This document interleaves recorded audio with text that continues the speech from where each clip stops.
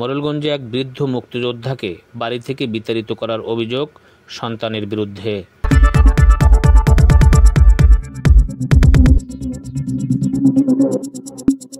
ভুক্তভোগী ওই বীর মুক্তিযোদ্ধা বৃদ্ধ আনোয়ার হোসেন তালুকদার মোরেলগঞ্জ থানা ও উপজেলা নির্বাহী কর্মকর্তার দপ্তরে পৃথক দুটি অভিযোগ দায়ের করেছেন। প্রাপ্ত অভিযোগ সূত্রে জানা গেছে, উপজেলার বহুরবনী ইউনিয়নের উত্তর ফুলহাতা গ্রামের বৃদ্ধ বীর মুক্তিযোদ্ধা আনোয়ার হোসেন তালুকদার মুক্তিযোদ্ধা মন্ত্রণালয়ের মাধ্যমে সরকারিভাবে একটি বীর নিবাস ভবন বরাদ্দ পান। ভবনটির কাজ সমাপ্ত হলে তারই ছেলে সাবেক মেম্বার জাহিদ হাসান কচি তালুকদার ও তার স্ত্রী শাহিনুর বেগম ছেলে ও পুত্রবধূ মিলে ষড়যন্ত্রমূলক বৃদ্ধ মুক্তিযোদ্ধাকে ওই ভবনে প্রবেশ করতে দিচ্ছে না, এমনকি তার অন্য ছেলে মেয়েদের সাথেও কথা বলতে বাধা নিষেধ করে প্রতিনিয়ত অশ্লীল ব্যবহার করে আসছে।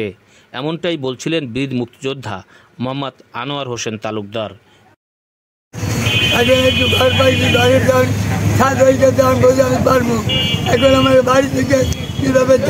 তিনি তার ছেলের এমন কর্মকাণ্ডের বিচার সহ বীর নিবাসে বসবাস করতে পারে তার ব্যবস্থা গ্রহণে প্রশাসনের হস্তক্ষেপ কামনা করেন।